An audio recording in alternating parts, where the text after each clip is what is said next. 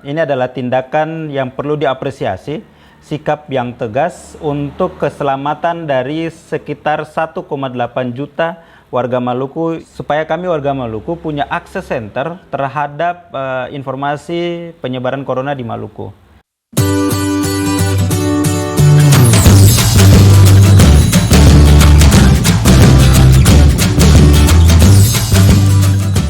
Terima kasih untuk teman-teman yang sudah nonton dan subscribe. Bagi yang belum, silakan subscribe dan tekan tombol lonceng yang ada di sampingnya. Tekan juga tombol like dan bagikan video ini ke sosmed teman-teman juga ya. Terima kasih, semoga bermanfaat. Tabea. Assalamualaikum warahmatullahi wabarakatuh.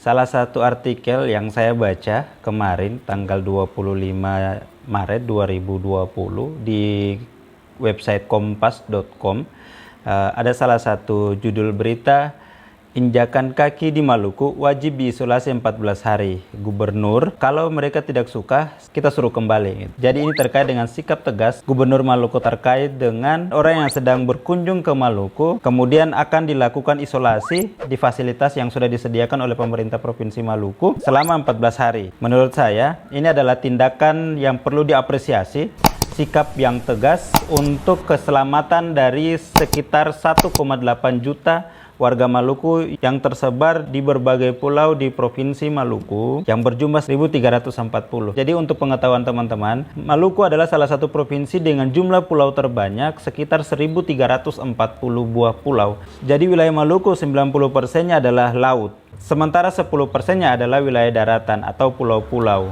Ada pulau yang besar, ada pulau yang kecil.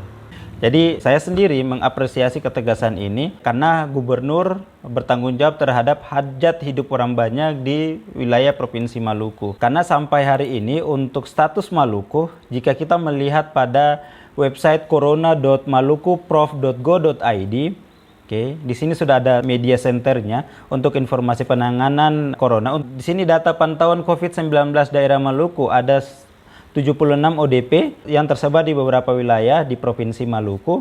Kemudian ada 3 PDP dan ada 1 kasus konfirmasi COVID-19. Di sini di diagram data pantauan COVID-19 daerah Maluku, 21 Maret itu sekitar 27 ODP, dan 2 PDP. Sementara untuk kasus masih 0. Sementara 22 Maret sudah menjadi 52 ODP dan 1 PDP juga 1 kasus konfirmasi COVID-19. Kemudian tanggal 23 juga naik, grafiknya naik, ada 61 ODP dan 3 PDP, kemudian 1 kasus. Terakhir 24 Maret itu menjadi 76 ODP atau orang dalam pemantauan, 3 PDP, pasien dalam pengawasan, dan 1 kasus positif konfirmasi COVID-19. Ini sebaran wilayahnya.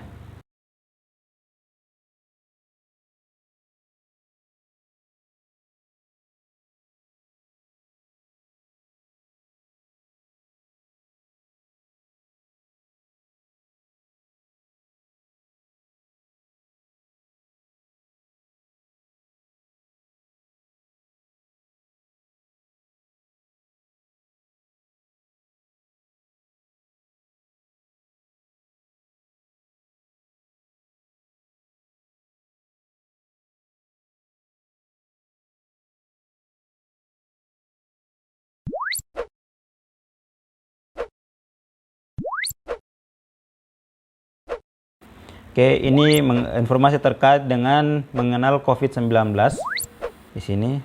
Kemudian di sini juga ada himbauan dari Gubernur Maluku terkait pencegahan COVID-19. Pertama, kurangi aktivitas luar rumah yang tidak perlu. Bila di luar rumah, jaga jarak dan hindari keramaian. Jadi social distancing perlu untuk dilakukan jika kita di luar rumah atau di keramaian.